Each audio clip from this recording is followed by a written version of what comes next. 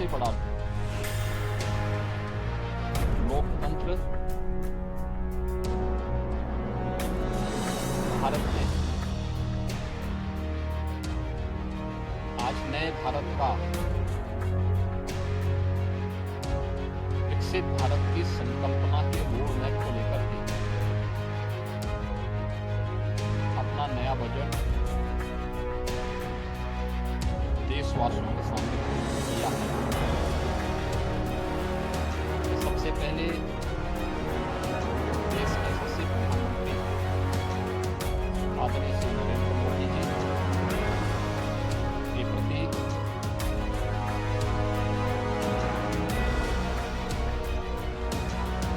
इस बजट को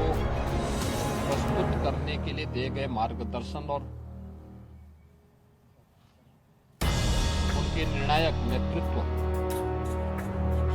के लिए हृदय से आभार व्यक्त करता हूं। मैं इस बजट को प्रस्तुत करने के लिए केंद्रीय वित्त मंत्री माननीय श्रीमती निर्मला सीतारमण जी को हृदय से अभिनंदन करता हूं। देशवासियों की ओर से उनका धन्यवाद करता हूं। 145 करोड़ भारतवासियों के आशा और आकांक्षाओं का प्रतीक यह बजट है, जिसमें नए भारत और विकसित भारत की संकल्पना का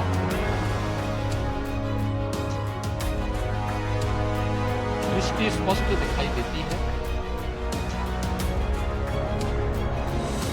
12 लाख करोड़ रुपए से अधिक की पूंजी कैपिटल एक्सपेंडिचर के लिए, एक सुदृढ़ इंफ्रास्ट्रक्चर के लिए बजट में प्रावधान करना,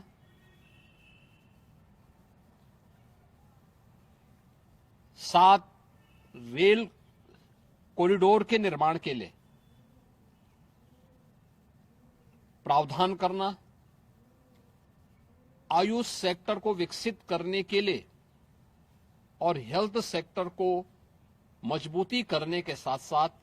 आम नागरिक के लिए और खासतौर पर उसमें भी महिलाओं पर केंद्रित करते हुए उस पर जोर देना, हर जनपद में महिलाओं के लिए, कामकाजी महिलाओं के लिए छात्रावास के निर्माण का कार्य हो या स्टेम, साइंस, मैथ्स, स्टैटिस्टिक्स और इमर्जिंग टेक्नोलॉजी से जुड़े हुए छात्रावास के निर्माण के लिए सहयोग करने का, युवाओं के सपने को एक नई उड़ान देने के लिए उनके लिए बेहतरीन इंफ्रास्ट्रक्चर से युक्त सुविधाएं उपलब्ध कराने के लिए ऐसे हॉस्टल के निर्माण का कार्य हो, नौजवानों के लिए हर एक सेक्टर में अवसर उपलब्ध हो, यह सबके साथ साथ जो व्यापक रिफॉर्म के साथ अलग अलग सेक्टर में रिफॉर्म को लेकर के जो बजट प्रस्तुत किया गया है, यह आम नागरिकों के जीवन को सहज और सरल बनाने में मदद करेगा, भारत की अर्थव्यवस्था को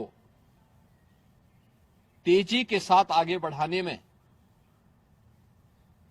यह बजट मददगार साबित होगा। युवाओं के लिए, महिलाओं के लिए, अन्नदाता किसानों के लिए,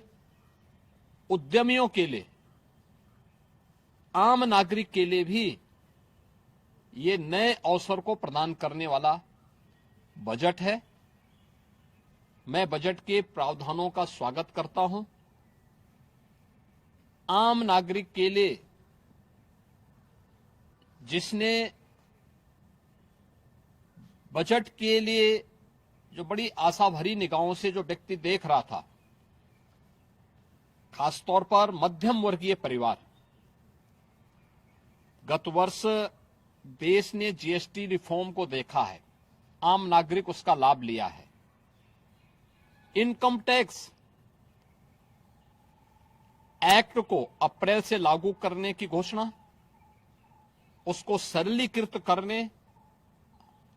हर व्यक्ति आसानी से अपने रिटर्न को भर सके, इस दिशा में उठाया गया कदम भी स्वागत योग्य है, जिससे अधिक से अधिक व्यक्ति इनकम टैक्स की तरफ आकर्षित होगा और इनकम टैक्स का अपना रिटर्न भरने के लिए आकर्षित होकर के प्रवर्तमान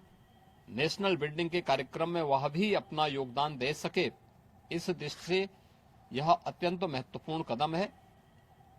मैं कह सकता हूं कि यह बजट समाज के प्रत्येक तबके को, युवा हो, महिलाएं हो, अन्नदाता किसान हो, उद्यमी हो, इन सबको ध्यान में रख करके बनाया गया नए भारत का, विकसित भारत की तरफ अग्रसर हो रहे भारत का एक स्थिर लेकिन तेज गति से बढ़ने वाली अर्थव्यवस्था के रूप में प्रस्तुत करने वाला एक बजट है। मैं इस बजट के सभी प्रावधानों का